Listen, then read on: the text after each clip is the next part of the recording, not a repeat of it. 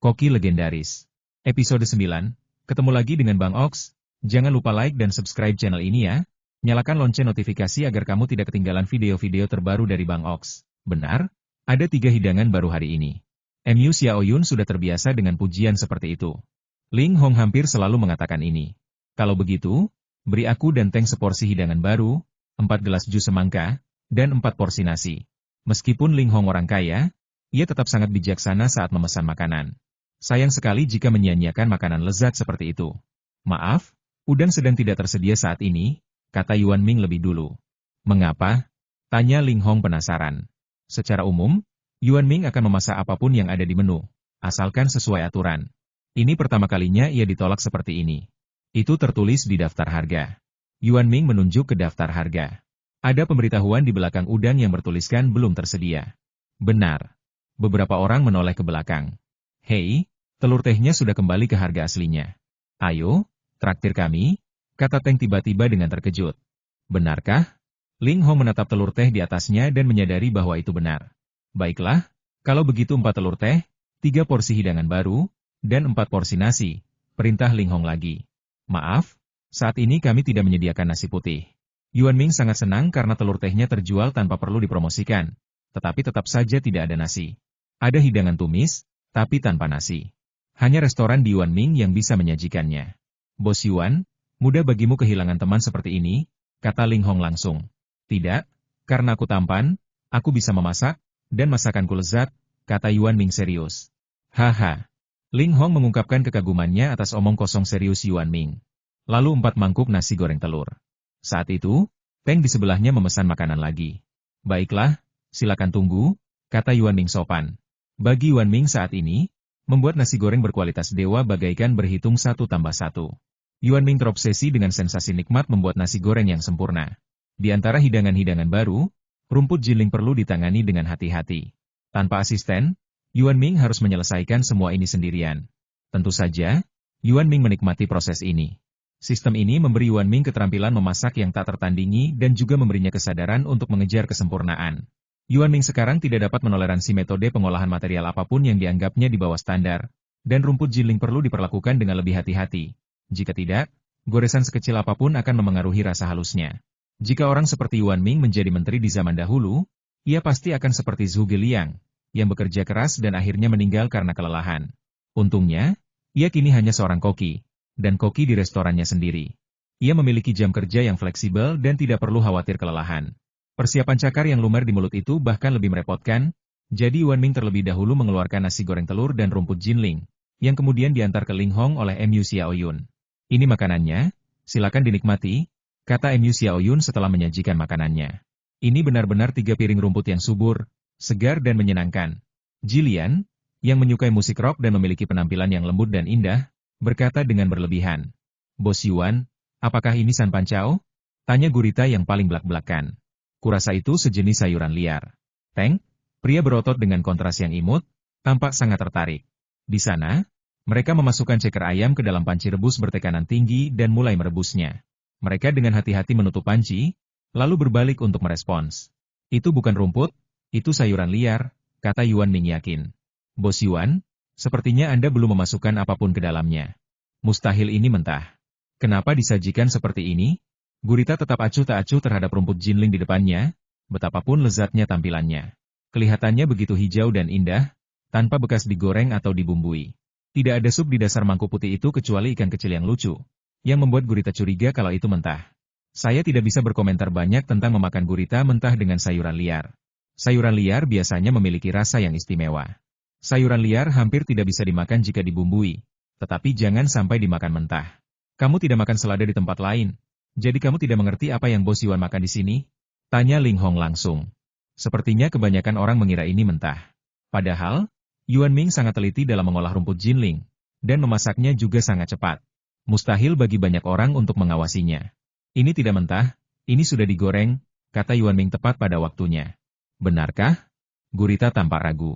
Rumput jinling ini tampak seperti sayuran liar olahan yang disajikan langsung di atas meja. Betapapun lezatnya tampilannya. Yuan Ming tidak menjelaskan lebih lanjut, tetapi hanya mengatakan bahwa dia akan mengerti setelah memakannya. Teng, yang berdiri di sampingnya, mengambil 2 buah dengan sumpitnya dan memasukkannya ke dalam mulut. Rasa segarnya langsung memenuhi mulut, dan aroma artemisia yang unik menambah badai rasa saat digigit. Teng bahkan tidak memberitahu gurita bahwa makanan itu sudah matang, dan langsung memakannya. Kelihatannya enak sekali.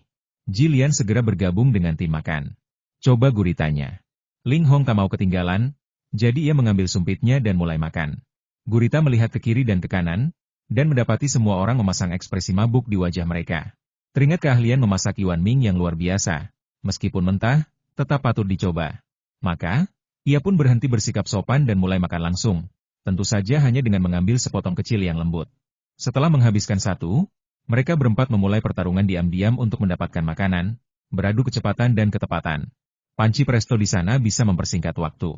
10 menit kemudian, Yuan Ming kembali ke dapur, membuka tutupnya, dan aroma yang kaya langsung menyelimutinya. Wah, dagingnya harum sekali. Jilian cepat-cepat mengambil potongan bulu terakhir, mengendusnya, lalu berkata dengan heran. Enak sekali, kata Ling Hong, pecinta daging, juga setuju. Aku sudah lama tidak makan daging. Gurita itu menatap Yuan Ming dengan penuh semangat, menunggu hidangan itu disajikan. Benar.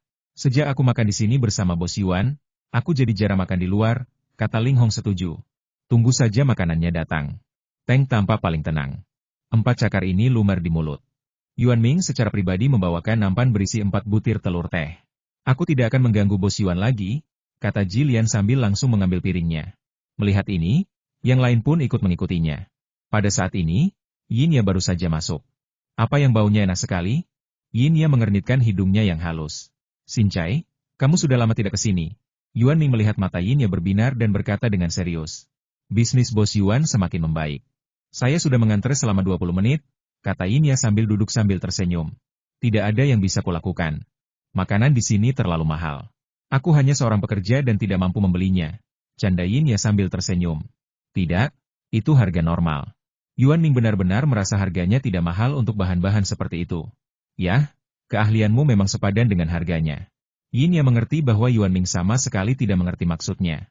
Saya dapat gaji hari ini, jadi saya harus makan sesuatu yang enak. Mereka makan apa? Tanya Yinya penasaran. Cakar yang lumer di mulut, hidangan baru, jawab Yuan Ming jujur. Sepertinya ada banyak hidangan baru. Aku harus mencobanya. Yinya tersenyum dan menoleh ke belakang. Kebiasaan berpikir orang-orang adalah memperhatikan apa yang ingin mereka perhatikan terlebih dahulu. Misalnya, Yinya ingin makan cakar yang lumer di mulut. Dalam hal ini, hal pertama yang ia perhatikan pastilah hidangan ini. Namun, Yinya yang awalnya tampak sangat gembira, tiba-tiba kehilangan banyak senyum di wajahnya. Bos Yuan, apa arti bagian belakang menu Anda? Yinya bertanya dengan nada ringan. Artinya persis seperti yang tertulis. Perempuan tidak bisa memesan sendirian, kata Yuan Ming dengan sangat jelas. Cakar lumer di mulut 588 porsi. Baginya, kata-kata itu tampak seperti diskriminasi terhadap wanita. Kenapa kita tidak bisa memesan satu barang saja? Pasti ada alasannya, tanya Yinya tegas. Kenapa kamu tidak cari seseorang untuk memesan makanan bersamamu? Coba saja, dan kamu akan mengerti setelah memakannya. Yuan Ming memikirkannya dan memberikan saran yang cukup meyakinkan. Aku hanya ingin memesan ala carte, apa yang bisa kulakukan? Yinya bertingkah seperti penjahat dengan wajah serius. Tidak. Yuan Ming menolak dengan tegas. Yinya melirik ke kiri dan ke kanan pada ekspresi Yuan Ming. Sepertinya Yuan Ming tidak bercanda, jadi dia terpaksa menyerah. Namun, dia masih ingin makan ceker ayam hari ini.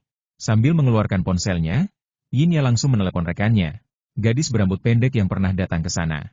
Hei, Xiaen, datanglah ke restoran tanpa nama ini dan makanlah. Aku akan mentraktirmu, kata Yinya dengan nada lembut. Suara di ujung telepon terdengar relatif pelan, dan Yuan Ming hanya mendengar ucapan seperti, bonusnya banyak dan sangat besar. Ketika Yuan Ming melihat Yinya benar-benar mengajak orang-orang datang dan makan bersama, dia merasa lega dan menunggu sambil bersedekap. Cakar yang meleleh di mulut ini tidak cocok untuk wanita karena bahan-bahan yang terkandung di dalamnya. Hei, Xiaen, datanglah ke restoran tanpa nama ini dan makanlah. Aku akan mentraktirmu, kata Yinya dengan nada lembut. Setelah panggilan telepon, Yinya berkata kepada Yuan Yao dengan tenang. Sekarang kamu bisa memberitahuku alasannya. Tunggu sebentar, kamu akan mengerti setelah memakannya, jawab Yuan Ming perlahan. Apakah kamu mendiskriminasi wanita? Yinya bertanya dengan serius. Tidak, ibu saya seorang perempuan, dan saya sangat menghormati perempuan. Yuan Ming segera menyatakan posisinya. Kamu yakin? Tanya Yinya sambil menunjuk pada baris di menu yang mencolok, yang mengatakan wanita harus makan setengah porsi sehari. Sangat yakin. Yuan Ming mengangguk setuju. Baiklah, kalau begitu aku akan menunggu penjelasanmu. Yin Ya mengangguk, membiarkan Yuan Ming pergi sementara. Yin Ya tak bisa disalahkan karena membuat keributan.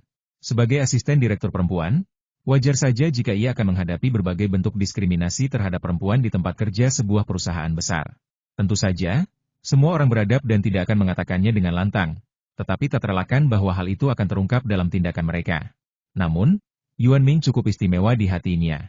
Ia pandai memasak, tampan, dan memiliki gaya paman yang dewasa, yang tetap sangat menarik. Yin Ya juga merupakan pelanggan lama, jadi tentu saja ia tidak ingin Yuan Ming memiliki kecenderungan seperti itu. Selama periode ini, Yuan Ming membuat 2 transaksi lagi dan mencoba menjual telur teh seperti biasa, tetapi tentu saja ia tidak berhasil 2 kali. Orang kaya seperti Ling Hong masih makan ceker ayam dan tidak punya waktu untuk memperhatikan telur teh yang mengepul. Meskipun seseorang mengundangnya makan malam, terutama asisten sutradara yang cantik, Xiaen tetap berlari sangat cepat. Meskipun ia sudah menghabiskan sedikit bekal makan siangnya, ia langsung menghabiskannya. Pertama-tama, posisi asisten direktur sangat cerdas. Kedua, Yin Ya cantik, dan kecantikannya menyenangkan. Ketiga, makan di restoran Yuan Ming adalah tujuan Xiaen. Itu terlalu mahal, jadi itu hanya sekadar tujuan untuk saat ini. Xiaoya, terima kasih. Xiaen berjalan langsung ke Yin Ya dan duduk sambil berkata, sama-sama. Saya pesan hidangan baru dulu, ceker ayam. Lihat apa yang kamu makan, kata Yin Ya lembut. Ada hidangan baru. Bisakah kita memesan hidangan baru? Xiaen melihat menu lalu ke Yin Ya. Baiklah. Yin Ya tersenyum dan mengangguk setuju. Kalau begitu, bolehkah aku pesan nasi goreng rumput jinling dan telur? Xiaen melihat menu dan masih bersikap sopan. Saya mau seporsi mie kuah bening dan cakar yang lumer di mulut. Yin Ya menatap Yuan Ming dan sengaja menekankan kata 1 porsi. Tidak masalah, silakan tunggu. Yuan Ming mengangguk dan pergi menyiapkan makanan. Yuan Ming pertama-tama mengolah ceker ayam dan memasukkannya ke dalam panci presto sebelum mulai memasak hidangan lainnya. Panci rebus bertekanan tinggi ini dapat mempersingkat waktu memasak, dari 40 menit menjadi 10 menit, sehingga Yuan Ming memiliki cukup waktu untuk menyiapkan makanan lain. Butuh 10 menit dengan santai. Tanpa perlu teknik rumit untuk pamer, Yuan Ming menyelesaikannya dengan sangat lancar. Beberapa keahlian memasak memang bisa dipamerkan, tetapi hidangan-hidangan ini tidak memberinya kesempatan untuk melakukannya. Ceker ayam yang lumer di mulut disajikan di atas piring persegi panjang beralas putih kebiruan dengan lukisan bunga ceraba play di atasnya. Ceker-ceker itu ditata rapi. Total ada 6 ceker ayam, berwarna coklat kemerahan mengilap, dengan kulit agak keriput. Masing-masing ceker montok dan tampak sangat lezat. Cakar-cakar tajam di atas setiap ceker ayam dipangkas rapi. Tak ada taburan apapun di atas ceker ayam, tetapi aromanya menyeruak ke hidung. Hidangan baru ini kelihatannya lezat, kata Xiaen sambil tersenyum. Yin Ya, yang mengamati cukup lama, tidak menemukan perbedaan apapun dengan ceker ayam biasa. Tentu saja, ceker ayam ini sedikit lebih kecil dari biasanya, dan terlihat hanya 2/3 ukuran ceker ayam tersebut. Apa yang terjadi? Yin Ya mengerutkan kening dan bertanya langsung. Silakan dicoba. Yuan Ming menggelengkan kepala dan mengulurkan tangannya untuk memberi isyarat agar dia mencobanya. Baiklah. Yin Ya tidak punya pilihan selain mencobanya terlebih dahulu. Xiaen, ayo makan. Yin Ya menyapa Xiaen dengan sopan, lalu mulai memakan ceker ayam itu. Ceker ayam lumer di mulut, sesuai namanya, langsung lumer begitu digigit. Ceker ayam ini tidak sesulit ceker ayam biasa. Yuan Ming telah mengembangkan teknik ini secara ekstrim. Ceker ayam biasa digoreng dengan suhu tinggi lalu direbus, sehingga kulitnya pasti bertekstur kenyal. Ceker ayam yang baru saja dimasukkan ke dalam mulut kecil Yin Ya sama sekali tidak terasa seperti itu. Ceker itu tampak berkilau dan berminyak, tetapi ketika dimakan, ia merasakan sensasi menyegarkan seperti es dan salju tanpa alasan. Rasa yang kontradiktif ini bagaikan sepotong es batu hangat yang dijejalkan ke dalam mulut. Bagian luarnya lembut dan rapuh, empuk dan lezat, serta sangat nikmat jika dicampur dengan saus. Yang paling menakjubkan adalah ceker ayamnya. Sesuai namanya, lumer di mulut. Tepat ketika Yin Ya hendak memuntahkan tulang ayam, ia menyadari bahwa tulangnya tidak perlu dimuntahkan. Setelah menyantap daging ceker ayam, tulang-tulang di dalamnya akan terekspos sepenuhnya. Saat tak sengaja tergigit, rasanya renyah dan lembut, seperti tulang renyah yang sangat empuk. Dengan gigitan kecil, rasa es dan salju langsung memenuhi mulut. Ada sumsum tulang di dalam tulang renyahnya. Sumsum tulangnya hangat, cocok dengan tulang renyah yang dingin dan lezat. Yin Ya bisa menghabiskan 1 ceker ayam utuh dalam 2 atau 3 gigitan. Pada saat ini, Yin Ya juga mengerti mengapa wanita hanya bisa makan setengah porsi sehari. Tetapi dengan makanan lezat di depannya, tentu saja dia harus memakannya terlebih dahulu. Mengambil ceker ayam lagi, Yin Ya tidak langsung memasukkannya ke dalam mulut. Ia malah memegangnya di sumpit dan menyesapnya pelan-pelan. Barulah ceker ayam yang meleleh di mulut itu menampakkan wujud aslinya. Hanya tersisa tulang di ceker ayam yang menempel di sumpit, tetapi tulangnya berwarna giok sebening kristal, dan sumsum tulang di dalamnya terlihat berwarna agak platinum. Ceker ayam utuh itu tampak seperti sebuah karya seni. Begitulah adanya, gumam Yin-ya dalam hati. Yin-ya memasukkannya ke dalam mulutnya dan mengunyahnya lagi. Kali ini dia lebih yakin. Sensasi sejuk menjalar ke sekujur tubuh, menyegarkan dan membangkitkan semangat, bagaikan sensasi murni bunga teratai salju di pegunungan. Yuan Ming telah menanyakan tentang ceker ayam yang disediakan oleh sistem sejak pagi. Alasan mengapa perempuan tidak boleh makan terlalu banyak ceker ayam sederhana. Karena mereka dingin, dan perempuan bersifat yin, jadi makan terlalu banyak makanan dingin tidak baik. Terlebih lagi, ayam tersebut dipelihara oleh sistem itu sendiri dengan metode khusus. Sistem menampilkan kata-kata ayam ini adalah ayam selir kerajaan, yang merupakan ayam hias, lezat, dan bergizi. Ayam selir kerajaan, dengan mahkota phoenix di kepalanya dan bulu hitam putihnya, memiliki kecantikan alami dan diberi nama, ayam selir kerajaan, oleh keluarga kerajaan Inggris. Dahulu, ayam ini hanya dipelihara untuk dinikmati dan digunakan oleh istana kerajaan, dan pembiakan secara pribadi dilarang. Sistem ini menggunakan ayam guifei liar. Kami memilih anak ayam terkuat sebelum menetas dan menempatkannya di salju untuk dierami. Tidak. Bukankah penetasan telur membutuhkan suhu yang konstan? Kata Yuan Ming dengan nada yang seolah berkata, aku tidak berpendidikan tinggi, jadi jangan bohongi aku. Sistem menampilkan pesan setelah mengamati suhu yang paling cocok untuk inkubasi di salju. Generasi pertama menetas. Setelah 3 generasi, ayam guifei beradaptasi untuk hidup di salju. Kaki mereka berjalan di salju setiap hari, dan kulit luarnya sangat tebal untuk melindungi tulang rapuh di dalamnya. Tulang ayam memang menyerap udara dingin yang menyengat dan memiliki rasa yang unik, tetapi tidak disarankan bagi wanita untuk mengonsumsinya secara berlebihan. Kalimat terakhir dari sistem adalah alasan mengapa makanan ini ada di menu Yuan Ming, tidak peduli seberapa lezatnya makanan ini. Setelah memakannya, Yin-ya merasakan dinginnya ceker ayam yang langsung menusuk tubuhnya. Meskipun terasa nyaman, rasanya terlalu dingin untuk seorang wanita. Jadi begitulah adanya. Baru setelah menghabiskan ceker ayam terakhir, Yin-ya akhirnya mendongak dan berkata kepada Yuan Yao, Bos Yuan, maafkan saya, tapi menulis seperti ini benar-benar membuat orang salah paham. Ya, Yuan Ming mengangguk tanda mengerti, tapi dia tidak berniat mengubahnya. Mau diubah? Atau aku bisa bantu kamu memikirkannya? Yin-ya merasa sedikit malu dengan kesalahpahamannya yang tiba-tiba tadi, dan mengucapkan saran itu sambil memutar matanya. Tidak, terima kasih. Yuan Ming menolak. Lagi pula, Yuan Ming merasa apa yang ditulisnya sudah sangat jelas dan tidak perlu dijelaskan lebih lanjut. Waktunya hampir habis. Bagi yang mengantre di belakang, silakan kembali malam ini. Yuan Ming melihat jam dan berkata kepada orang-orang yang mengantre di belakang. Bos Yuan, kapan jam operasionalnya akan ditambah? Terlalu pendek. Seseorang mengeluh sambil berjalan. Benar sekali, mari kita tambah jam operasionalnya. Seseorang setuju. Maaf, aku ada urusan lain, kata Yuan Ming serius. Bos Yuan bisa mempekerjakan lebih banyak orang untuk membantu. Itu akan jauh lebih cepat. Tiba-tiba seseorang mendapat ide dan muncul dengan ide yang sangat andal. Aku tidak suka orang memasuki dapurku. Yuan Ming mengangkat bahu. Bos Yuan, mudah bagimu untuk kehilangan teman jika kau melakukan ini, kata Ling Hong dengan santai. Tidak, aku tampan, aku bisa memasak, dan masakanku lezat, kata Yuan Ming seperti biasa. Apa yang dikatakan Bos Yuan sangat masuk akal sampai aku tak bisa berkata-kata. Kata gurita tanpa bisa berkata-kata. Melihat bahwa mereka tidak dapat membujuk Yuan Ming, orang-orang yang tersisa harus mencari makanan di tempat lain. Hahaha, Ling Hong mengungkapkan pendapat kebanyakan orang. Telur tehnya mulai dingin, kata Yuan Ming dalam hati. Oh, masih ada beberapa telur teh yang belum kumakan. Ling Hong langsung teringat telur teh 1888 itu. Aku menarik piring kecil itu dan mulai makan. Tentu saja aku masih harus menunjukkan sedikit rasa jijik. Bos Yuan, harganya mahal sekali. Kau harus mengupas kulitnya, kata Ling Hong tanpa berkata apa-apa sambil memandangi telur teh berwarna coklat kemerahan itu. Lakukan sendiri, kamu akan punya cukup makanan dan pakaian. Yuan Ming memandangnya dengan santai sambil melipat tangan di dada. Baiklah.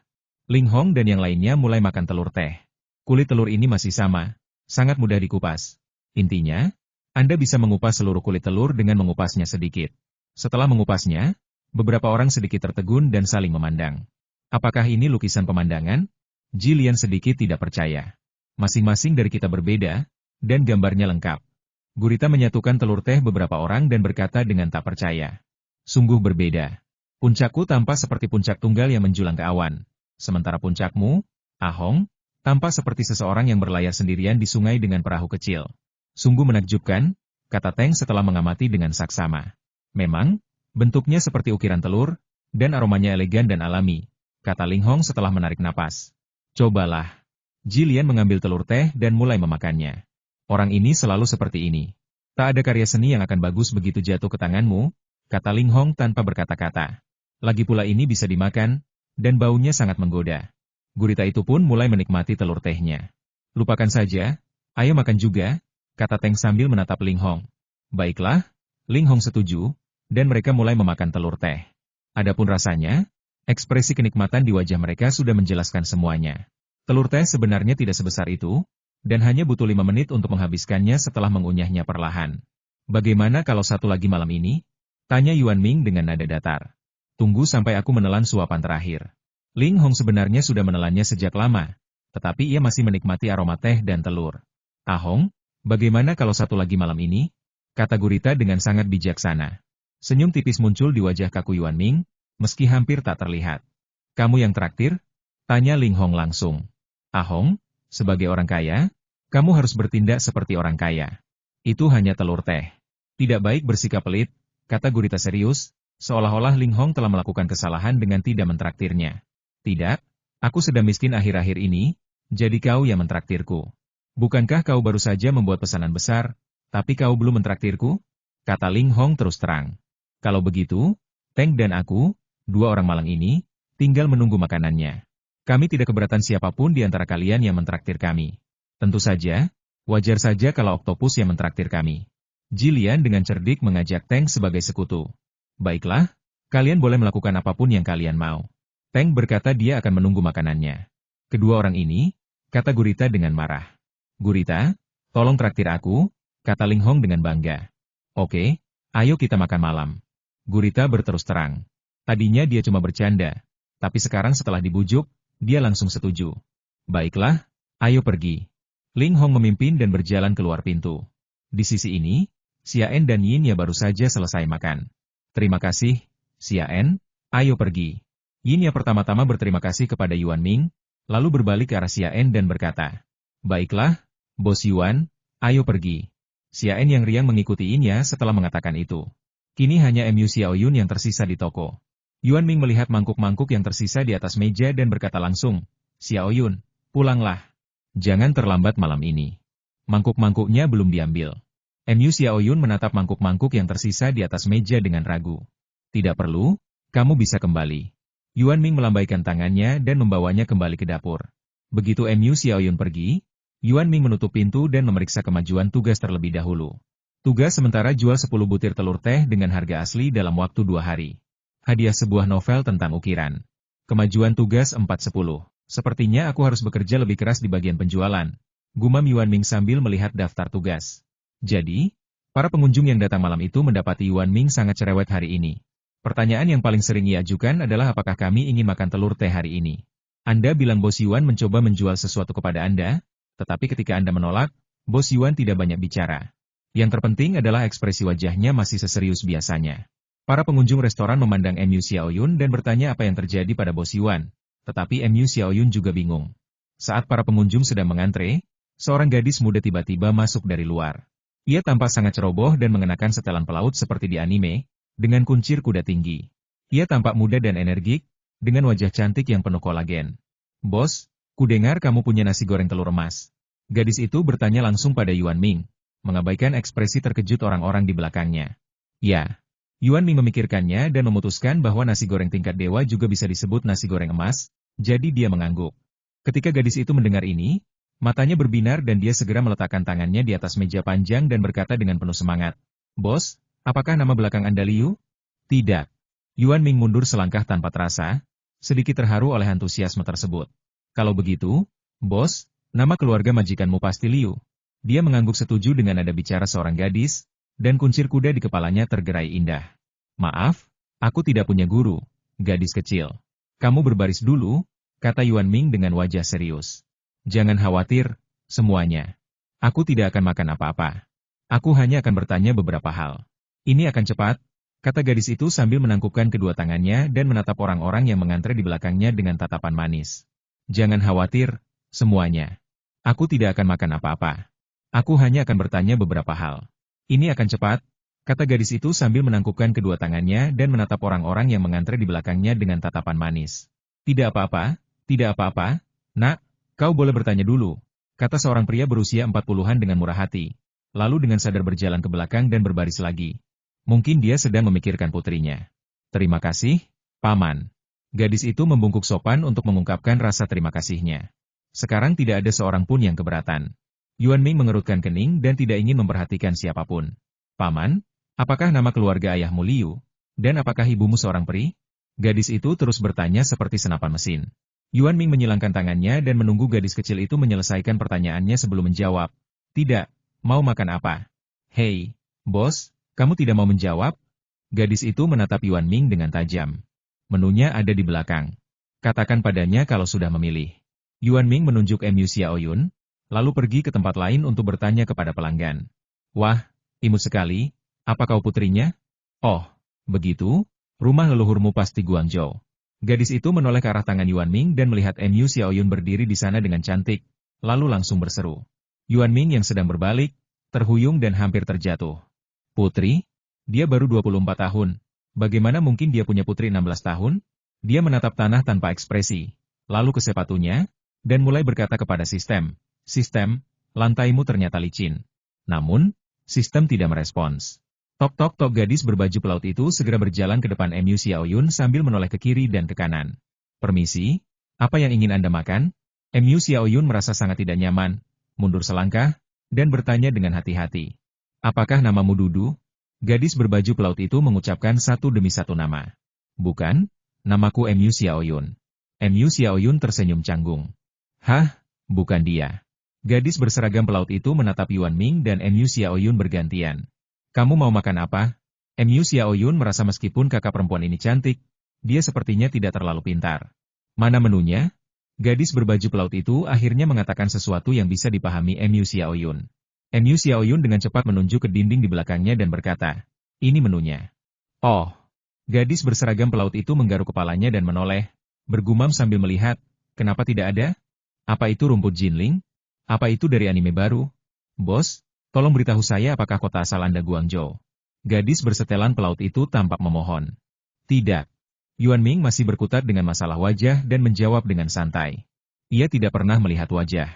Sangat menyebalkan. Benar-benar menyebalkan.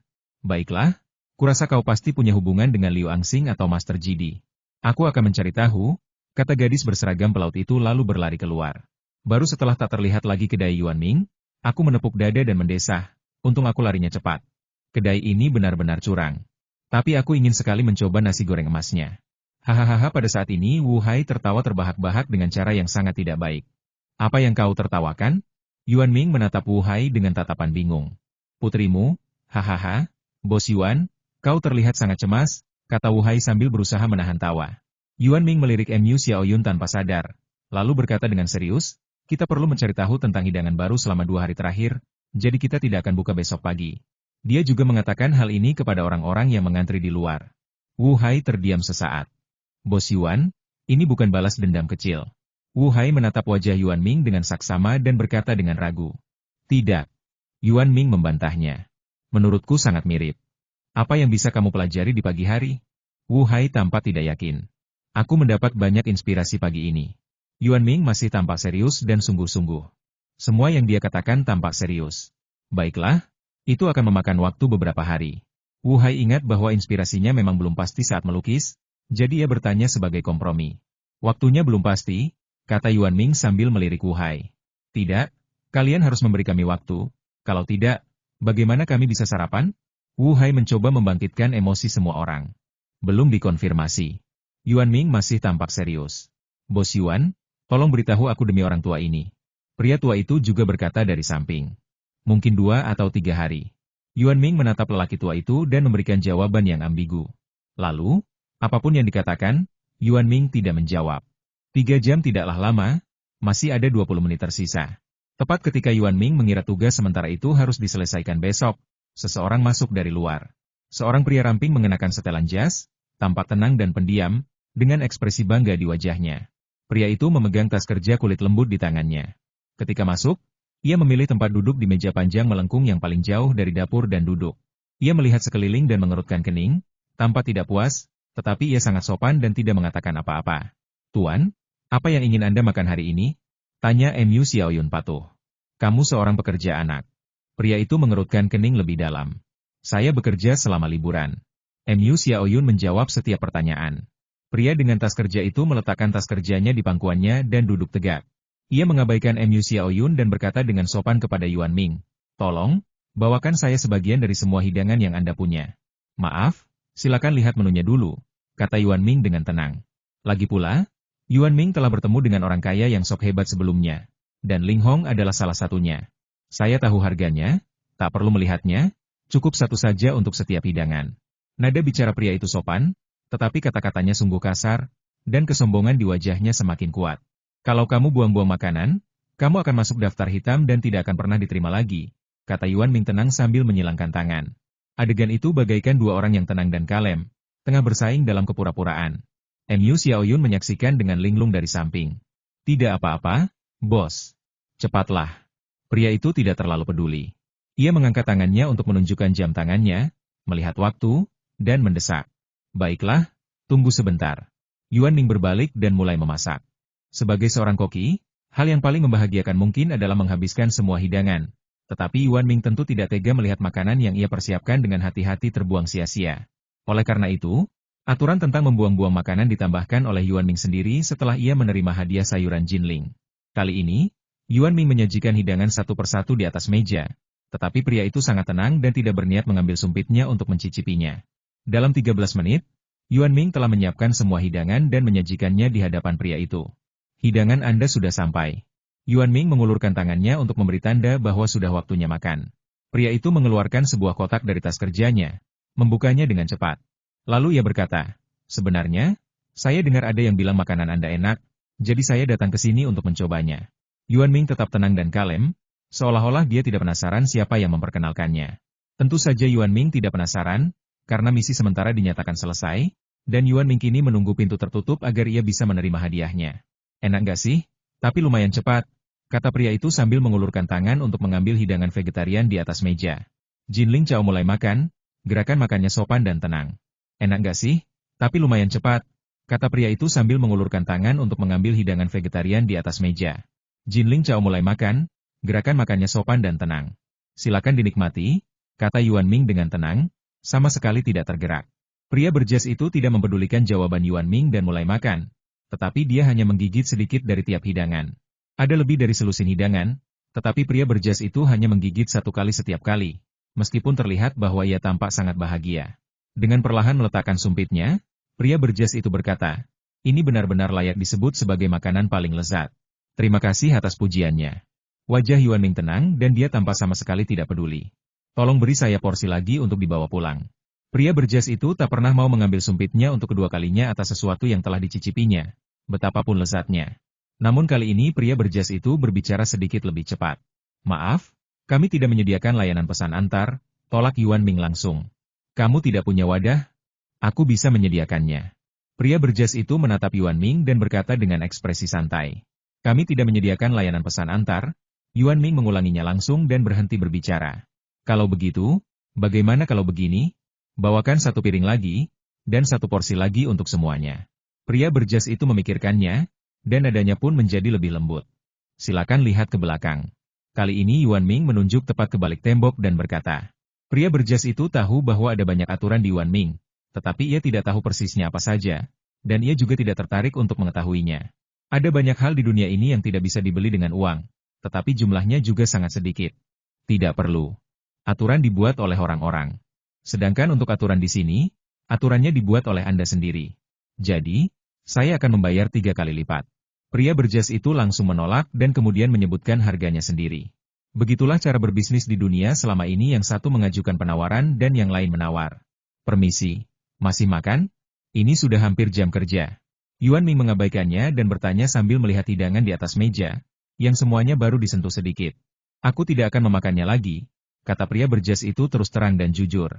"Baiklah, saya beritahu Anda sekarang bahwa Anda telah terdaftar sebagai orang yang kami tolak untuk berbisnis dengannya. Anda tidak dipersilakan mengunjungi kami lagi. Yuan Ming mengumumkan dengan wajah serius. Bos, apa kau serius? Tanya pria berjas itu tak percaya. Namun raut wajahnya masih menunjukkan rasa bangga. Maaf, jam operasional sudah berakhir. Silakan santai, kata Yuan Ming sopan tanpa berkata apa-apa lagi. Yuan Ming tidak memiliki perasaan baik terhadap orang-orang kaya tetapi sok dan boros. Saya diperkenalkan oleh Ling Hong, rekan bisnisnya. Pria berjas itu terdiam sesaat sebelum berbicara. Baiklah, hati-hati. Yuan Ming mengangguk tanda mengerti, tapi tentu saja para tamu tetap harus diantar. Baiklah, bos, Anda memang berprinsip, pantas disebut kompas. Pria berjas itu tidak mengumpat dengan keras, karena kultivasinya sendiri tidak memungkinkannya melakukannya. Tetapi ia tidak ingin melakukannya lagi. Yuan Ming tidak menjawab, masih tampak serius seolah-olah sedang mengantar tamunya pergi. Pria berjas itu mengambil tas kerja dari pangkuannya, berbalik dan melangkah keluar dari toko. Napasnya agak tergesa-gesa dan wajahnya penuh ketidakpuasan. Ia membuka pintu mobil dengan paksa, duduk di kursi pengemudi, mengeluarkan ponselnya, dan menghubungi nomor Ling Hong. Tak lama kemudian, panggilan itu tersambung. Suasana di sana cukup bising, dan sepertinya ia berada di tempat yang sangat bising. Pria berjas itu terdiam beberapa detik sebelum berkata, "Saya baru saja keluar dari toko dan terdaftar sebagai pelanggan yang ditolak." "Hah? Apa yang kau lakukan?" kata Ling Hong dengan keras karena sangat berisik. "Tidak ada yang sesuai dengan adat." Pria berjas itu terdengar tidak puas. "Kalau begitu aku tidak bisa membantumu. Tuan Yuan kan koki. Lebih baik kau tidak pergi. Lain kali pergilah ke tempat yang kau kenal," kata Ling Hong langsung. "Baiklah." Pria berjas itu menutup telepon. Menengok kembali ke toko Yuan Ming, pria berjas itu pergi. Ling Hong terdiam beberapa saat sambil memegang ponselnya. Pria berjas itu adalah teman orang tuanya. Kemudian, ia menjalin kontak bisnis dengannya. Ia mendengar bahwa makanannya lezat, jadi ia merekomendasikan toko Yuan Ming kepadanya. Hanya saja, toko Yuan Ming memiliki lingkungan yang begitu bersih, tetapi tetap saja bisa memberikan semua komentar dan menyorotinya. Ling Hong berkata ia tak bisa berkata-kata.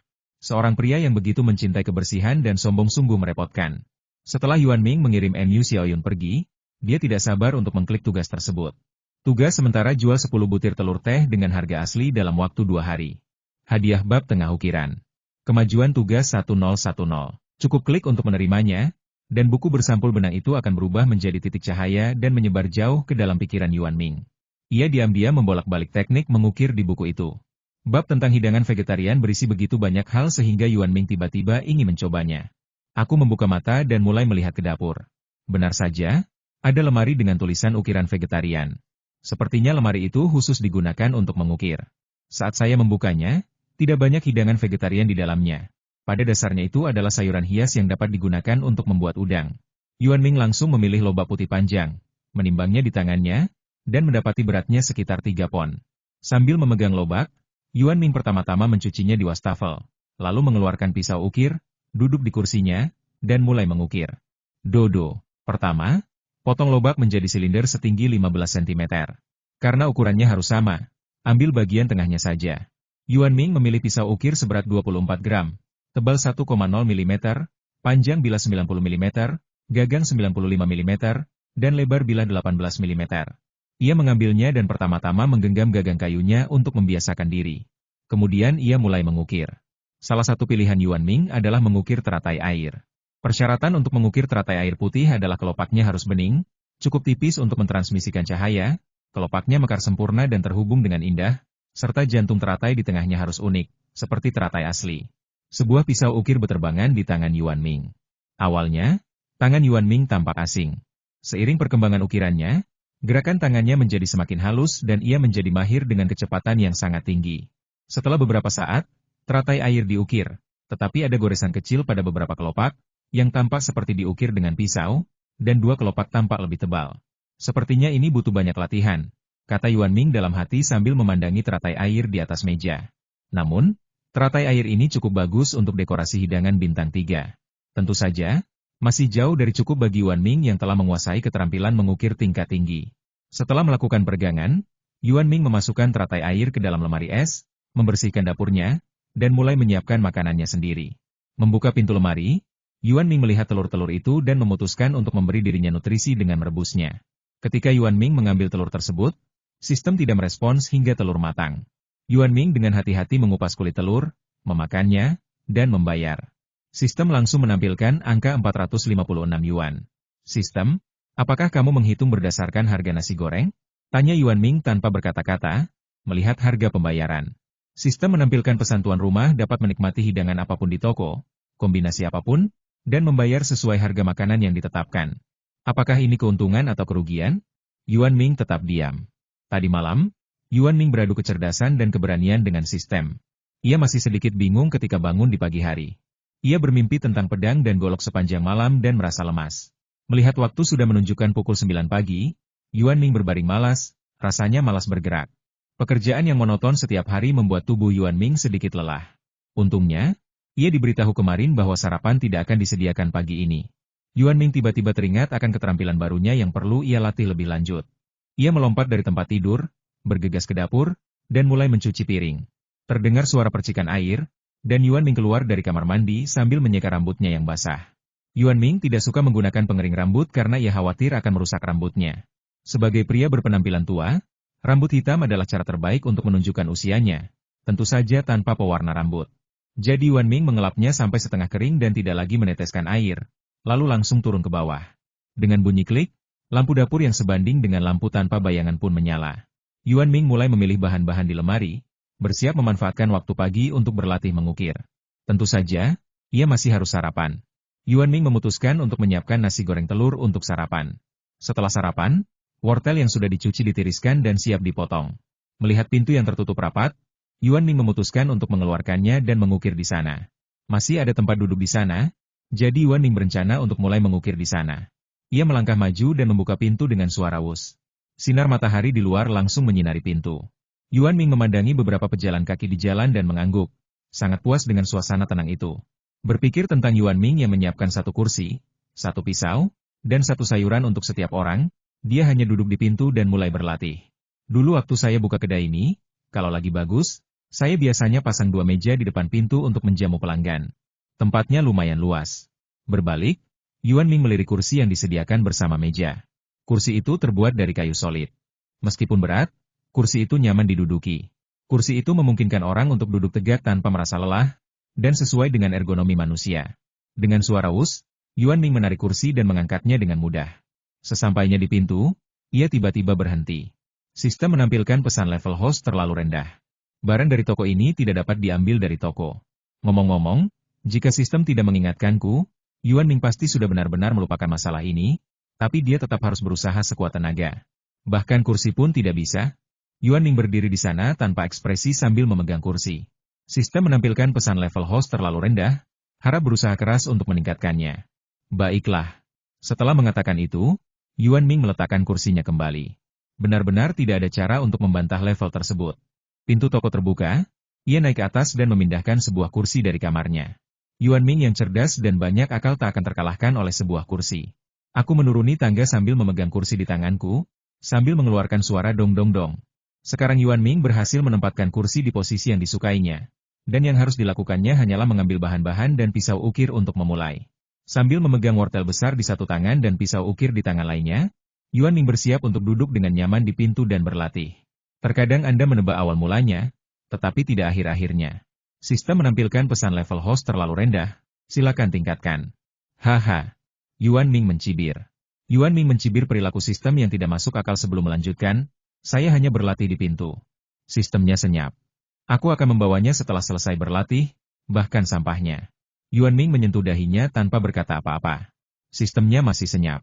Meskipun diam itu emas bagi manusia, kau hanyalah sebuah sistem, mengapa kau diam saja? Yuan Ming hanya bisa mengembalikan bahan-bahan itu tanpa berkata-kata.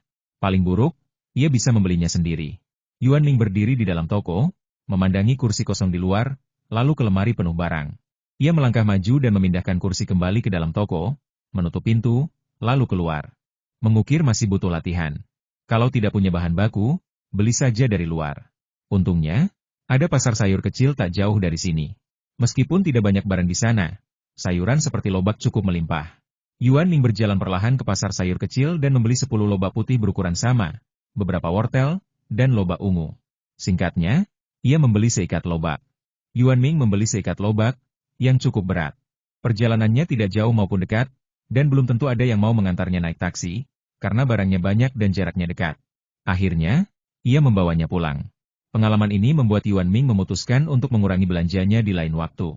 Kembali ke pintu depan di dekatnya, Yuan Ming meletakkan kantong plastik di tangannya, melihat tangannya dengan tanda merah karena diremas, dan diam-diam membuka pintu. Kali ini Yuan Ming mulai melatih keterampilan mengukirnya dengan sangat lancar, menggunakan wortel. Yuan Ming menggunakan wortel untuk mengukir mawar. Kali ini, ia ingin mengukir 11 mawar agar menjadi bilangan bulat. Xiao Yuan, apa yang sedang kamu lakukan? Bos Tong dari sebelah penasaran dengan kedatangan dan kepergian Yuan Ming. Berlatih, kata Yuan Ming singkat. Kelihatannya bagus sekali. Lobak, kan? Puji Bos Tong sambil memandangi mawar yang perlahan terbentuk di tangan Yuan Ming. Terima kasih. Yuan Ming tidak suka diganggu saat sedang mengukir, jadi jawabannya pun lebih singkat. Anda sepertinya sangat sibuk, jadi saya tidak akan mengganggu Anda. Melihat Yuan Ming sangat fokus dan tidak ingin bertanya lagi, Bos Tong berhenti bicara dan kembali ke tokonya. Namun, ia merasa sedikit bimbang. Bos Tong sudah lama berkata bahwa ia akan pergi ke toko Yuan Ming untuk menunjukkan dukungannya, tetapi harga yang tinggi membuat Bos Tong merasa tidak nyaman. Jika ia hanya bilang tidak akan pergi, bagaimana mungkin ia mengabaikannya begitu saja? Lagi pula, Bos Tong sendiri melihat orang-orang antre setiap hari. Dengan semakin banyaknya orang yang antre, bisnis laundrynya sedikit membaik, bagaikan iklan tak terlihat. Gemerisik, gemerisik. Suara pisau ukir yang bergesekan dengan wortel membuat Yuan Ming, yang tadinya tidak terganggu, semakin fokus. Tangannya bergerak semakin cepat. Mawar-mawar di tangannya tumbuh dari setengah terbuka menjadi terbuka penuh, dan ada juga kuncup-kuncup dengan berbagai bentuk, tetapi semuanya tampak hidup. Kali ini, Yuan Ming lebih terampil dalam pengerjaannya. Goresan pada kelopak bunga lebih sedikit, hanya sedikit yang berserakan. Desain posturnya juga membuat ke-11 mawar ini semakin menawan. Melihat bunga-bunga yang tampak seperti bunga asli itu tumbuh, Yuan Ming sangat gembira. Wajahnya yang serius melembut, dan ia segera mengeluarkan bunga-bunga lainnya dan mulai mengukir, bahkan tanpa melewatkan lobak yang sulit diukir. Bos, kenapa banyak sekali bunganya? Ketika Mu Xiaoyun tiba di pintu, ia melihat setumpuk kembang kol di samping Yuan Ming. Sekilas, ia mengira itu bunga asli. Sudah waktunya? Yuan Ming tersadar dari lamunan setelah mendengar ini. Bos, sudah jam 11, kata Mu Xiaoyun tak percaya sambil menatap bosnya yang selalu tepat waktu. Oh, sudah larut malam. Yuan Ming menyimpan pisau ukir di tangannya dan bersiap membuang semua karya latihan ini. Yuan Ming secara alami tidak berhati-hati dengan barang-barang yang perlu dibuang. Tetapi Mu Xiaoyun di sampingnya tidak dapat menahan diri untuk berkata, Bos, bisakah Anda memberikannya kepada saya? Yuan Ming menatap Mu Xiaoyun dengan saksama, hingga orang itu tampak malu karena meminta sesuatu tanpa izin. Lalu dia berkata, tidak. Mu Xiaoyun mengerutkan kening, tampak sedikit tidak senang. Tapi kamu bisa mengambilnya sesuka hati di masa depan, lanjut Yuan Ming. Setelah mendengar ini, ia tidak lagi peduli apakah Yuan Ming sedang membicarakan masa depan. Ia langsung gembira dan membantu membersihkan lantai di depan pintu. Bagi Yuan Ming, praktik kerja semacam ini tidak akan pernah diperlihatkan kepada orang lain. Sudah 3 hari sejak Yuan Ming mulai berlatih seni ukir. Saat ini, seni ukirnya sudah sangat mahir dan pada dasarnya ia mampu mencapai bentuk dan semangat. Latihan sebanyak itu awalnya sangat membosankan, tetapi kemudian Yuan Ming merasa sangat tertarik dan menjadi seperti hobi. Setiap kali ada waktu luang, ia akan memindahkan kursi dan duduk di depan pintu untuk mengukir. Sudah menjadi rutinitas untuk membeli bahan setiap pagi. Lobak lagi hari ini? Tanya penjual sayur itu sambil tersenyum kepada Yuan Ming yang sedang memetik lobak. Ya. Yuan Ming mengangguk dan melanjutkan memilih. Jarang sekali melihat anak muda yang begitu menyukai lobak. Dia makan lobak sebanyak itu? Penjual sayur itu sangat terkejut. Lagi pula, ini sudah keempat kalinya Yuan Ming datang membeli lobak. Ia tidak peduli dengan beragamnya lobak merah, lobak putih, dan wortel. Ia membeli apapun yang terlihat bagus. Ini untuk keperluan lain, bukan untuk dimakan. Yuan Ming langsung menyatakan tujuannya. Oke, belilah sebanyak yang kamu mau hari ini. Lobaknya segar sekali hari ini. Itu saja. Yuan Ming mengambil beberapa kantong berisi berbagai sayuran seberat sekitar 10 pon dan menyerahkannya kepada pemiliknya. Totalnya 48,3, jadi aku beri kamu 48. Penjual sayur itu dengan senang hati menerima seluruh jumlah itu. Terima kasih. Yuan Ming mengambil sayuran itu dengan satu tangan dan menyerahkan sejumlah uang dengan tangan lainnya. Sama-sama. Uangnya pas. Datang lagi lain kali, kata penjual sayur itu dengan antusias. Ya. Yuan Ming mengambil sayuran itu dan meletakkannya di gerobak dorong di sampingnya. Gerobak dorong jenis ini mirip dengan gerobak yang biasa ditarik oleh nenek-nenek dan paman-paman yang sering berbelanja sayur untuk menghemat tenaga. Yuan Ming berjalan keluar dari pasar sayur tanpa mengubah ekspresinya sambil menarik gerobak sekecil itu. Untuk mencegah sayuran rusak akibat getaran yang disebabkan oleh tarikan gerobak, Yuan Ming juga menambahkan perangkat penyerap guncangan buatan di sekitar gerobak kecil tersebut. Letakkan saja kantong plastik tiup di tengahnya untuk mencegahnya terluka. Yuan Ming telah menarik gerobak kecil ini selama 2 hari dan merasa sangat berguna. Tangan seorang koki perlu dirawat dengan baik. Yuan Ming tentu saja tidak dapat membawa barang seberat itu setiap hari dan merusak sensitivitas tangannya. Sambil menarik gerobak kecil, Yuan Ming berjalan kembali ke tokonya dengan perlahan dan santai. Sama sekali tidak peduli dengan pandangan aneh dari orang-orang yang lewat. Sesampainya di pintu toko, hari masih pagi, baru pukul 7:30. Angin bertiup kencang, dan Yuan Ming mengerutkan kening. Ia membuka pintu dan meletakkan barang-barang di dapur terlebih dahulu, lalu mengeluarkan ponselnya dan bersiap menelepon. Xiao Yun, kamu tidak perlu datang karena kita sedang istirahat hari ini. Yuan Ming segera menyampaikan inti permasalahan setelah panggilan tersambung. Oke, bos. Xiao Yun setuju dengan patuh, dan meskipun sudah setengah jalan, dia tetap berbalik dan pulang. 5 menit kemudian, kelembapan udara meningkat, dan langit yang tadinya mulai cerah, tiba-tiba kembali gelap. Waktu itu terasa bukan pukul 7 atau 8 pagi, melainkan lebih seperti pukul 7 atau 8 malam. Tak lama kemudian terdengarlah guntur yang keras dan hujan lebat pun mulai turun. Hujannya memang deras. Kira-kira berapa lama ya? Yuan Ming berdiri di depan pintu, memandangi hujan deras di luar. Untungnya, ambang pintunya relatif tinggi, sehingga hujan tidak sampai membasahi lorong.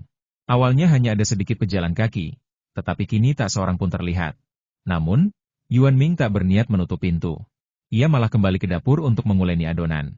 Tampaknya dia berencana membuat mie kuah bening. Jadi dia sudah menyiapkan beberapa mie. Jarang sekali Bos Yuan masih membuka pintu, kata Wu Hai sambil masuk dengan sandal yang berdenting di kakinya dan terkejut. Baiklah, mau makan apa? Yuan Ming mengangguk dan bertanya. Sup mie, sesuatu yang hangat, dan 1 set makanan. Wu Hai mengenakan celana pendek dan rompi, tampak seperti orang tua di pasar. Tunggu sebentar. Yuan Ming mulai memasak dengan mie yang baru saja dibuatnya. Jarang sekali bisa merasakan kedamaian dan ketenangan seperti ini di sini. Sudah lama saya tidak merasakannya. Saya bisa makan tanpa harus antre. Wu Hai sangat senang dan bangga. Namun, Yuan Ming selalu mengabaikan kata-kata emosional Wu Hai. Gadis kecil itu belum datang? Wu Hai tiba-tiba menyadari ada seseorang yang hilang dan bertanya. Yah, dia sedang istirahat hari ini. Suara Yuan Ming terdengar samar di balik topeng yang dikenakannya. Gadis kecil, apakah sekolah sudah dimulai? Wu Hai tidak tahu hari apa ini. Masih pagi. Lalu kenapa kamu tidak datang? Wu Hai sangat penasaran. Aku mengerti. Wah, Bos Yuan benar-benar perhatian. Wu Hai menatap wajah Yuan Ming yang terdiam, mendengarkan suara hujan deras di luar, dan berkata dengan sebuah ide. Ayo makan mie. Yuan Ming meletakkan makanannya. Oke. Wu Hai mengambil sup mie dan menghabiskan setengah mangkuk sekaligus. Dalam cuaca seperti ini, aku hanya ingin minum semangkuk sup mie hangat seperti ini. Rasanya sangat nyaman. Wu Hai meletakkan mangkuknya dan mendesah. Coba bawang putihnya. Yuan Ming menunjuk 2 siung bawang putih di piring. Bos Yuan, kapan Anda bisa mengupas bawang putih dan menyajikannya untuk saya? Wu Hai terdiam melihat kulit bawang putih itu. Yuan Ming tidak mengatakan apa-apa dan mengabaikan Wu Hai. Ia menatap hujan di luar dan sedikit mengernyit. Terdengar suara langkah kaki pah-pah-pah, dan seorang pria tanpa payung berlari melewati pintu Yuan Ming di tengah hujan. Setelah beberapa saat, dia mundur dan berjalan lurus masuk. Bos Yuan, kau benar-benar membiarkan pintunya terbuka? Pria yang masuk itu adalah pria yang dulu disukainya. Dan pria yang pernah dia pertaruhkan di depan pintu Yuan Ming pagi itu, apakah pintunya terbuka atau tidak? Nama pria itu Wu Min. Dia bekerja di dekat sini. Hari ini, dia sedang berlibur di rumah dan ingin jalan-jalan dan sarapan. Namun, cuaca sedang buruk dan dia basah kuyup karena hujan deras yang tiba-tiba turun. Saya tidak sempat sarapan, jadi saya harus segera kembali. Untungnya, cuaca tidak terlalu dingin. Ketika saya melewati toko Yuan Ming, saya mendapati Yuan, bosnya yang biasanya keras kepala, membuka pintu. Saya harus masuk dan melihat-lihat. Baiklah, apa yang ingin kamu makan? Tanya Yuan Ming sambil mengeluarkan handuk putih yang belum dibuka dari lemari dan menyerahkannya. Wu Hai, yang sedang makan mie di samping, meluangkan waktu untuk memberikan senyuman nakal pada Yuan Ming, seolah ingin mengatakan bahwa dia bukan satu-satunya yang terkejut. Terima kasih untuk mie kuah beningnya. Aku tidak menyangka Bos Yuan punya handuk baru di sini. Wu Min menerima handuk itu dengan ekspresi terkejut dan mulai menyeka lengan dan bagian tubuhnya yang lain. Baiklah, bersihkan rambutmu dulu. Yuan Ming berdiri di dalam dan berkata dengan serius. Bos Yuan sangat perhatian hari ini. Apa dia khawatir aku masuk angin? Wu Min mengikuti saran itu dan mulai menyeka rambutnya. Dia biasanya sering datang untuk makan dan terkadang bercanda dengan Yuan Yao. Mau dengar yang jujur atau bohong? Tanya Yuan Ming serius. Bagaimana kalau kau ceritakan semuanya pada kami? Kata Wu Min sambil tersenyum. Sebenarnya, aku khawatir kamu masuk angin, kata Yuan Ming cepat. Melihat ekspresi Wu Min yang perlahan tersentuh, ia melanjutkan. Bohongnya, aku khawatir air di kepalamu akan menetes kemih dan memengaruhi rasanya. Wu Min benar-benar terdiam. Ia duduk dan menjawab, saya rasa kebohongan Anda, Bos Yuan, terdengar seperti kebenaran. Tergantung apa yang kau pikirkan. Yuan Ming merentangkan tangannya, memberi isyarat bahwa memang begitulah adanya. Berapa harga handuknya? Wu Min berpikir lebih baik tidak membicarakannya dengan Yuan Ming, jadi dia mulai menanyakan harga handuknya secara langsung. Di Yuan Ming, orang biasanya membayar sebelum makan, dan karena kita menggunakan handuk putih di tangan, tentu saja kita perlu membayarnya. Maka, Wu Min bertanya dengan sangat wajar, tetapi tentu saja ia masih berharap harganya tidak terlalu mahal. Lagi pula, handuk bukan makanan. Sebagus apapun, handuk tetaplah handuk. Saya jadi enggan mengeluarkan uang untuk handuk kalau harganya terlalu mahal. Berapa harga handuknya? Wu Min berpikir lebih baik tidak membicarakannya dengan Yuan Ming, jadi dia mulai menanyakan harga handuknya secara langsung. 268 Yuan Ming langsung menyebutkan harga mie kuah bening. Bos Yuan, kebaikanmu sangat mahal. Harganya sama dengan mie kuah bening. Wu Min ingin menangis, tetapi tidak ada air mata. Bukan, itu harga mie kuah bening, Yuan Ming jarang menjelaskan. Berapa harga handuk itu? Wu Min masih terobsesi dengan harga handuk putih itu. Bebas. Yuan Ming mengerutkan kening dan mengulangi maksudnya, matanya jelas menunjukkan rasa jijik, berpikir bahwa orang ini bahkan tidak mengerti apa yang dia katakan. Ada barang gratis di sini? Wu Min tanpa ragu dan langsung mengerti kenapa tiba-tiba hujan deras hari ini. Ternyata itu ulah Bos Yuan. Ya, ada. Yuan Ming masih tampak serius. Bos Yuan masih sangat perhatian, kata Wu Hai serius dari samping. Tentu saja, akan lebih meyakinkan jika tatapannya tidak begitu nakal. Kalau memang gratis, saya tidak akan sopan. Wu Min terkejut. Lagi pula, Bos Yuan memberinya kesan bahwa dia cinta uang. Misalnya, paket mie kuah bening akan dikenakan biaya tambahan 40 yuan jika dia menambahkan kuah mie dan bawang putih. Setelah membayar makanan, Wu Min mengeluarkan ponselnya dari bagian tubuhnya yang paling jarang terkena hujan. Meskipun pakaian Wu Min hampir basah kuyup, ponselnya terlindungi dengan baik. Dia mengambil ponselnya dan mulai menjelajahi momen-momennya, dan bahkan mengunggah pesan sendiri. Hujan deras, tapi Bos Yuan masih buka. Saya punya semangkuk mie kuah bening yang panas. Hidup ini sungguh sempurna. Wu Min yang punya hubungan baik dengan orang lain langsung mendapat banyak like dan komentar di momennya. Dalam cuaca seperti ini, Bos Yuan membuka pintu. Lelucon ini cukup lucu. Wu Ming, lelucon garingmu sudah lebih baik. Kata-kata berbisa seperti itu wajar saja datang dari seorang teman baik. Apa-apaan Bos Yuan? Para penonton yang tidak tahu kebenarannya. Orang di atas tidak mengenal Bos Yuan, tetapi saya juga tidak berpikir Bos Yuan akan membuka pintu. Seorang rekan kerja yang berpengetahuan luas. Tidak ada gambar, tidak ada kebenaran, tidak dapat dipercaya. Saya sangat yakin Yuan Ming tidak akan membuka pintu di hari hujan seperti ini. Pengingat dari lingkaran pertemanan membuat Wu Min kembali dan mulai membaca komentarnya sendiri. Tidak ada foto, tidak ada kebenaran, jadi ini fotonya. Karena mie kuah beningnya belum sampai, Wu Min hanya bisa memotret bagian dalam toko dan handuk yang baru saja dipakainya. Kali ini dengan keterangan hari ini, Bos Yuan memberiku handuk putih baru secara gratis. Wu Min berpikir bahwa orang-orang itu pasti akan iri padanya sekarang. Namun, yang terjadi justru sebaliknya, dan semakin banyak orang yang tidak mempercayainya. Haha, tadi aku masih ngasih 5 sen, tapi sekarang aku sudah tidak punya apa-apa lagi. Toko Bos Yuan menyediakan handuk gratis. Dasar pelit. Wu Ming, apa kau bercanda? Temanku yang berlidah tajam itu, seperti biasa, tepat sasaran. Tolong cari alasan yang lebih baik. Mustahil. Bahkan lebih konyol daripada matahari terbit dari utara. Seorang rekan kerja yang sudah makan di sini beberapa kali. Ya, itu tipuan belaka. Lingkaran pertemanan Wu Min dipenuhi dengan berbagai macam komentar tidak percaya, dan Suk Yuan Ming datang menyelamatkan Wu Min tepat pada waktunya. Niemu, kata Yuan Ming sambil meletakkannya. Terima kasih, Bos Yuan. Sekarang saya punya foto dan kebenarannya. Setelah berterima kasih, Wu Min mengambil foto dan mengunggahnya di momennya tanpa sempat makan mie. Ini membuktikan bahwa ia memang ada di toko Yuan Ming. Sial, Bos Yuan benar-benar membuka pintu. Luar biasa. Tunggu, aku akan mencuci mangkuk. Nada suaranya terdengar sangat mirip penggemar game. Ada yang dari daerah Tionghoa mau berangkat bareng, yuk kita buat janji dulu. Saya rencananya mau datang langsung ke sini. Saya diam-diam memperhatikan Wu Ming pamer. Saya ingat akan mentraktirnya makan di perusahaan besok. Rekan kerja Wu Min sangat belak-belakan. Melihat sebagian besar komentar di bawahnya adalah tentang rasa iri atau pikiran langsung, Wu Min merasa puas dan mulai memakan mie kuah bening itu. Keahlian memasak Bos Yuan masih tetap luar biasa, kata Wu Min penuh emosi setelah mencicipinya. Di hari hujan deras itu, berkat teman-teman Wu Min, bisnis toko Yuan Ming tidak banyak menurun. Orang-orang datang dari mana-mana untuk menyaksikan keseruannya, dan beberapa pengunjung baru pun bertambah. Tentu saja, handu gratis ini membuat penilaian semua orang terhadap toko Yuan Ming menjadi lebih baik. Keesokan paginya, kata-kata pertama Mu Xiaoyun adalah terima kasih, bos, untuk kemarin. Tidak perlu. Yuan Ming merasa tidak melakukan apapun, jadi dia berkata dengan serius. Kemudian Mu Xiaoyun berhenti berbicara dan mulai bekerja dengan serius, tetapi dia lebih antusias saat menyapa pelanggan. Wu You, giliranmu mentraktir kami hari ini. Kau berhasil memecahkan celah sebesar ini sendirian. Bonusnya pasti banyak. Pria yang pernah mentraktir Wu You barbecue itu tampan dan memiliki nama yang unik, Yinjun, Zhao Yinjun. Ia merangkul bahu Wu You dan menggodanya. Baiklah, tak masalah. Aku akan mentraktirmu mie kuah bening. Wu You langsung setuju. Aku tidak tahu kau begitu pelit. Kau hanya memberiku semangkuk mie kuah bening. Zhao Yinjun memukul bahu Wu You dengan kasar. Siapa yang pelit? Mie kuah bening itu harganya 268 per mangkuk, dan kamu harus antri untuk memakannya. Wu You menjabat tangan Zhao Yinjun dengan kesal. Kamu sakit, nak? Mie kuah bening, 268? Zhao Yinjun merasa dia pasti berbohong. Ini bukan hotel berbintang.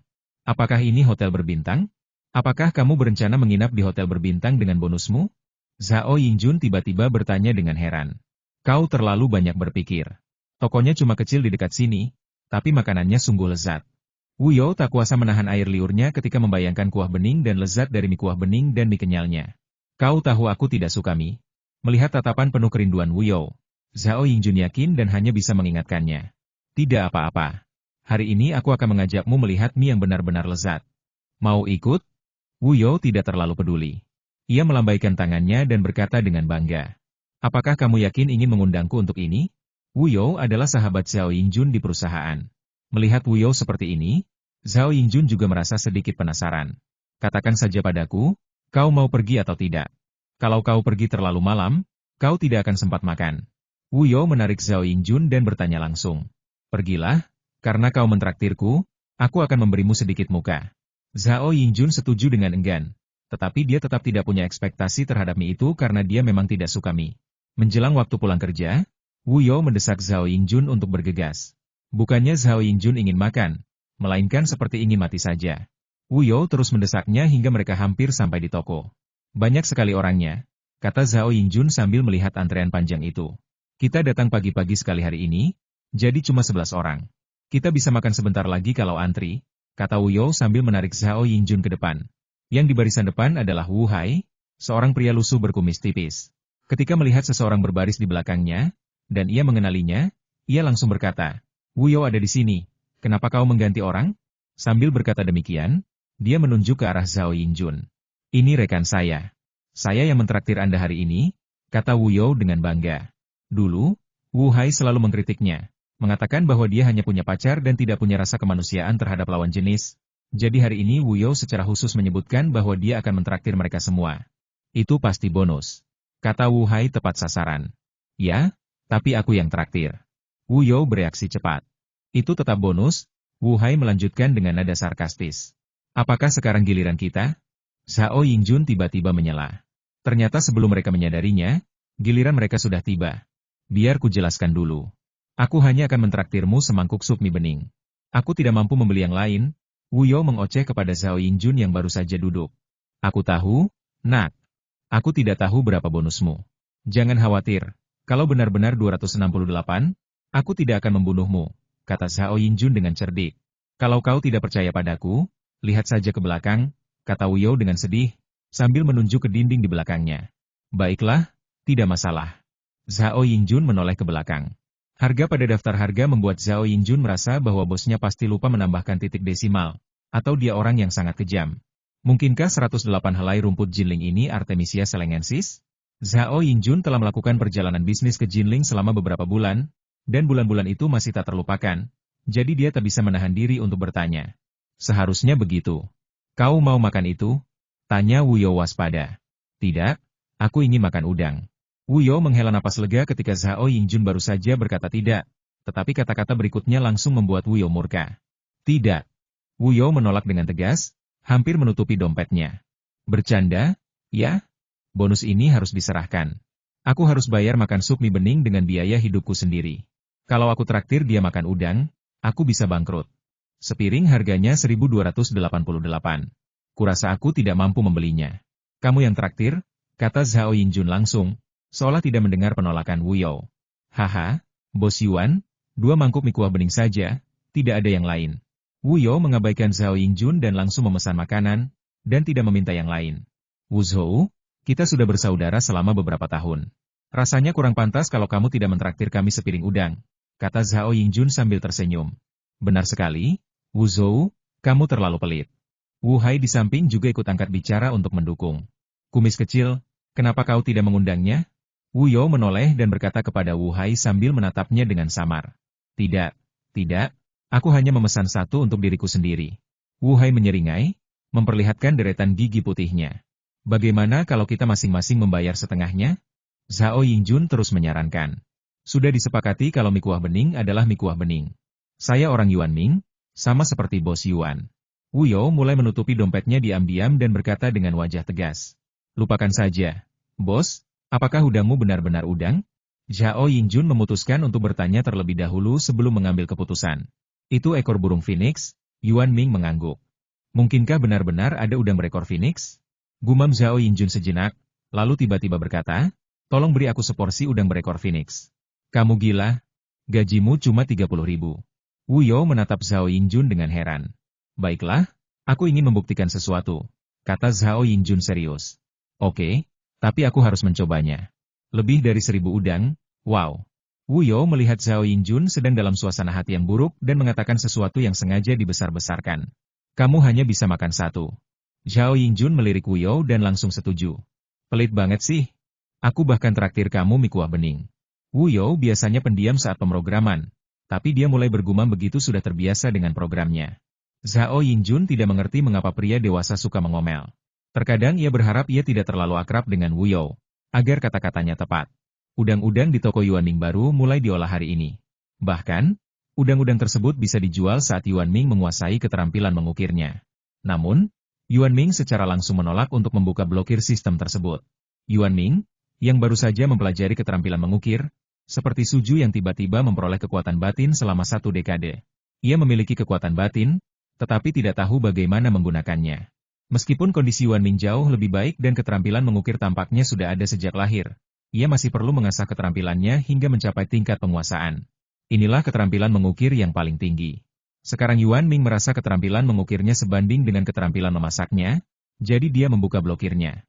Sistem material telah dipersiapkan sejak lama, dan udang-udang di dalam tangki air melompat-lompat. 2 porsi udang membutuhkan total 16 ekor udang. Yuan Ming mengamati dengan saksama dan berhasil menangkap tepat 16 ekor dengan 1 jaring. Udang yang digunakan harus udang sungai yang besar, dan udang sungai yang disediakan sistem berukuran sebesar jari telunjuk kecuali kepala, sedangkan ekor udang yang kuat dan gagah setebal jari pria dewasa. Masing-masing melambaikan cakar dan giginya di kolam, mengangkat cakarnya yang panjang dan melambaikannya ke kiri dan ke kanan. Tampak sangat energik. Udang Bos Yuan enak. Makanan yang terlihat seperti ini selalu membuat orang memujinya, dan Wu Hai tak kuasa menahan diri untuk tidak mengatakannya. Warna udang ini sepertinya liar. Ya, Bos Yuan? Tanya seorang pria yang tampak sangat berpengetahuan setelah mengamatinya dengan saksama. Ya, Yuan Ming pada dasarnya memakai masker saat mengolah makanan. Bahkan dengan masker, kita bisa merasakan ekspresi serius di wajah Yuan Ming yang tak berubah. Yuan Ming mengeluarkan sikat berbulu halus dan mulai membersihkan udang satu persatu. Bahkan kepala dan capit yang harus segera dibuang pun dibersihkan secara menyeluruh. Setiap bagian kecil disikat dengan hati-hati menggunakan sikat berbulu halus tersebut. Udang-udang yang disikat justru menjadi lebih tenang. Setelah diamati lebih dekat, ditemukan bahwa Yuan Ming memiliki pola saat menyisirnya, dan pergelangan tangannya yang stabil tampaknya memberikan tekanan yang tepat untuk udang-udang tersebut. Setelah menyikat semua udang, Yuan Ming meletakkan sikat berbulu halus dan melakukan pembersihan lainnya. Udang-udang sungai yang telah dibersihkan tampak malas, ekornya terentang. Pada saat itu, Yuan Ming mengambil seekor udang, membuka punggungnya dengan cepat, dan melepaskan benang udang dari punggungnya. Kemudian, ia memutarnya dengan tangan kiri dan menyekanya dengan tangan kanan, menghilangkan garis hitam dari perut depannya. Baru setelah itu Yuan Ming mencubit kepala udang dan mengupas seluruh kulitnya, menyisakan ekor udang yang masih terentang. Ia memindahkannya ke piring putih bersih dan melanjutkan tugas berikutnya. Yuan Ming sangat cepat, dan hanya butuh 5 menit untuk mengolah ke-12 udang itu. Ekor putih setiap udang yang punggungnya terbuka tampak transparan di atas piring putih. Orang-orang yang menonton dari samping tidak bersuara, karena takut mengganggu gerakan Yuan Ming yang anggun bak air mengalir. Setiap ekor udang di piring tampak seperti bunga paulownia yang sedang mekar. Cangkang ekor kerasnya seperti trompet kecil yang terbuka, yang terlihat sangat menarik. Setelah Yuan Ming selesai, orang yang sangat berpengetahuan tentang udang akhirnya angkat bicara. Keahlian membersihkan dan mengupas udang bos Yuan sungguh menakjubkan. Benar sekali. Aku tercengang dengan apa yang kulihat. Wu You mengangguk kosong. Ini memang level master super. Ekor udangnya dilonggarkan sehingga benang udangnya bisa terlepas sepenuhnya. Keahlian pisau saat membuka bagian belakang juga sangat bagus. Ketebalan dan kedalaman kedua sisinya sama. Bos Yuan, udang-udang ini sepadan. Begitu Hai mengatakannya, jelaslah bahwa dia benar-benar pencinta kuliner. Kalau tidak, bagaimana mungkin dia begitu berpengetahuan? Sepertinya aku bisa makan udang asli sekarang. Zhao Yingjun tidak terlihat begitu patah hati sekarang. Dia memesan ini karena dia sedang dalam perjalanan bisnis sebelumnya dan juga karena dia impulsif. Beberapa orang berbisik-bisik satu sama lain, dan mereka yang mengantri di belakang memperhatikan dengan saksama, tetapi semua ini tidak memengaruhi pekerjaan Yuan Ming. Tugasnya adalah mengerahkan seluruh energinya untuk menyiapkan hidangan lezat bagi para tamu. Yang terpenting adalah kepuasan pelanggan. Semua udang olahan diletakkan di atas piring dengan ekor dan cangkangnya sedikit terangkat. Yuan Ming mengambil sebutir telur dengan satu tangan dan memecahkannya langsung di tepi mangkuk dengan tangan kirinya. Ketuk-ketuk, suara kecil yang renyah. Putih telur langsung melebur merata pada setiap udang, tanpa ada yang mengenai cangkang ekor, sedangkan kuning telur yang utuh tetap aman di dalam mangkuk. Gerakan ini mengejutkan, tetapi juga terasa alami. Lagi pula, saya sudah beberapa kali melihat orang memecahkan telur dengan satu tangan, tetapi metode menggunakan pergelangan tangan untuk mengocok cairan telur ini adalah yang pertama kali saya lihat. Yuan Ming berbalik dan mundur 2 langkah. Dengan satu tangan, ia membuka tutup wadah garam laut, dan dengan tangan lainnya, ia mengambil setengah sendok garam laut dan menaburkannya secara merata di atas ekor udang. Ekor udang perlu direndam selama beberapa menit. Selama waktu ini, Yuan Ming mulai menyiapkan lauk untuk udang. Lauk untuk udang adalah kacang polong. Gunakan kacang polong yang paling renyah dan empuk dari musim pertama. Kupas kulitnya dan keluarkan kacang polong dengan hati-hati tanpa merusak kulitnya. Tuang air bersih ke dalam panci, masukkan kacang polong yang sudah dicuci dan ditiriskan ke dalam air mendidih, aduk beberapa kali, lalu angkat langsung dan masukkan ke dalam air teratai salju yang sudah dingin. Air teratai salju ini disediakan oleh sistem. Air ini dikumpulkan dari salju pertama yang tumbuh di teratai salju. Airnya murni dan bebas polusi, dengan sedikit aroma teratai salju yang menyegarkan. Setelah diolah menjadi air dan dibiarkan dingin, air ini merupakan air terbaik untuk merendam kacang polong. Beberapa menit yang dibutuhkan untuk mengolah kacang polong sangat tepat untuk mengasinkan udang sungai. Ambil panci kecil dan letakkan di atas kompor. Panaskan hingga sedikit berasap, lalu segera tuangkan sedikit minyak. Begitu dimasukkan ke dalam panci, minyaknya mengeluarkan aroma samar, tetapi tidak seperti minyak lainnya. Selain tidak berbau amis, minyaknya juga memiliki aroma yang ringan. Kap kompor Bos Yuan benar-benar bagus. Tidak berbau berminyak dan aromanya segar. Wu You menghela napas sambil memperhatikan Yuan Ming memanaskan minyak. Yang bagus bukan kap mesinnya, tapi olinya, kata Wu Hai tanpa berkata-kata. Sama saja. Wu You sama sekali tidak merasa apa yang dikatakannya salah. Lagi pula, tidak ada bau asap minyak saat nasi goreng Yuan Ming. Harus diakui, dia tidak pernah mencium bau asap minyak. Melihat suhu minyak sudah tepat, Yuan Ming segera mengambil seekor udang, melapisinya dengan lapisan tipis bubuk putih, dan memasukkannya ke dalam wajan untuk digoreng. Setiap udang goreng berubah menjadi bentuk setengah bulan ketika diangkat, dengan cangkang ekornya mencuat tinggi. Ketika diletakkan di piring, bentuknya agak mirip ekor burung phoenix. Yuan Ming langsung menuangkan minyak gorengnya. Saya pindah ke wajan lain, menuangkan sedikit minyak lagi dari botol minyak yang baru saja saya tuang, mulai memanaskan minyak, meletakkan kacang polong yang sudah ditiriskan ke dalam wajan dan menumisnya beberapa kali, kemudian menuangkan setengah mangkuk sup bening, sedikit garam halus yang dicincang, sedikit anggur beras, dan menambahkan saus. Jika kuah sudah berwarna putih susu, segera masukkan udang sungai yang sudah ditiriskan minyaknya, lalu tumis. Hua-hua, ia menumis dengan satu tangan, lalu menuangkan minyak bening ke dalam botol kecil dengan tangan lainnya. Waktu menumisnya sangat singkat. Setelah beberapa saat, Yuan Ming meletakkan udang-udang tersebut ke dalam 2 piring bundar putih. Tentu saja, menyajikan hidangan ini juga membutuhkan keterampilan. Presentasi Yuan Ming sangat luar biasa. Tak hanya 8 udang yang tersebar merata di setiap piring, Bahkan ekor udang pun tersusun rapi membentuk lingkaran, menyisakan ruang di tengahnya. Yuan Ming mengambil sepotong benda coklat setebal jari yang tampak seperti batang pohon dan meletakkannya tegak lurus di tengah piring. Ia mengambil lobak lavender dan mulai mengukirnya. Potongan-potongan lobak itu berterbangan secara teratur ke kolam di bawahnya, dan bunga-bunga paulownia yang indah pun lahir di tangan Yuan Ming. Dalam sekejap mata, Yuan Ming menghiasi batang pohon itu dengan bunga paulownia dan memadukannya dengan beberapa helai daun hijau. Bentuknya menyerupai pohon paulownia yang sedang berbunga, dengan lingkaran ekor udang putih dan cangkang ekor merah, serasi dengan pohon paulownia yang tampak hidup. Uap mengepul dari piring-piring, dan menyaksikan semua ini bagaikan nyala api yang menyala. Seperti burung phoenix yang bertengger di pohon wutong, terlahir kembali dari api. Udang untuk kalian berdua. Yuan Ming mengeluarkan beberapa dan memberikannya kepada Wu Hai dan Zhao Yingjun. Bos Yuan, udangmu terlihat sangat lezat. Wu Hai mengambil piringnya, membaliknya, dan mengaguminya. Saya ingin mencobanya, tetapi saya merasa hasilnya tidak akan bagus jika saya mengambil satu potong.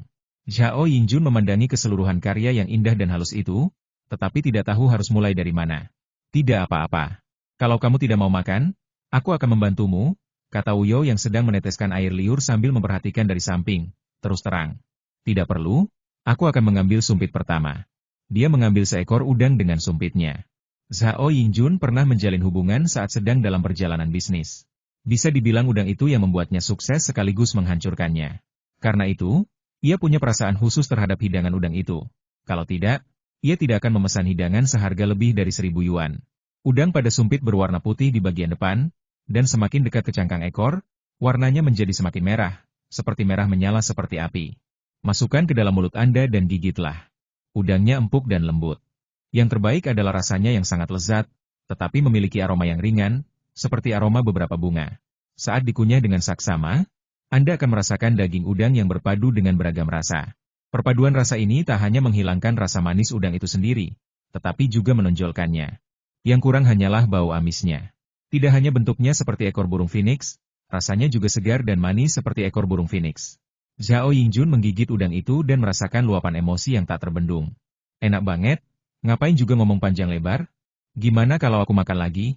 Benar saja, sementara Zhao Yingjun asyik menikmatinya, Wu You buru-buru mengambil satu dan memasukkannya ke dalam mulut. Kita sepakat untuk hanya menerima satu. Zhao Yingjun tampak seperti Wu You 15 menit yang lalu, meminta untuk dipukuli. Tidak, aku makan terlalu cepat tadi dan tidak bisa merasakannya. Wu You menatap udang di depannya, dan jantungnya serasa dicakar kucing. Aroma yang tertinggal bagaikan kail kecil, menggoda orang untuk memakannya. Kau pikir kau Jubajie yang sedang makan buah ginseng? Tidak mungkin. Zhao Yingjun menolak dengan tegas. Pelit. Mie kuah bening pesanan Wu You tak kunjung datang, jadi ia langsung mengalihkan perhatiannya ke Wu Hai yang berdiri di sampingnya.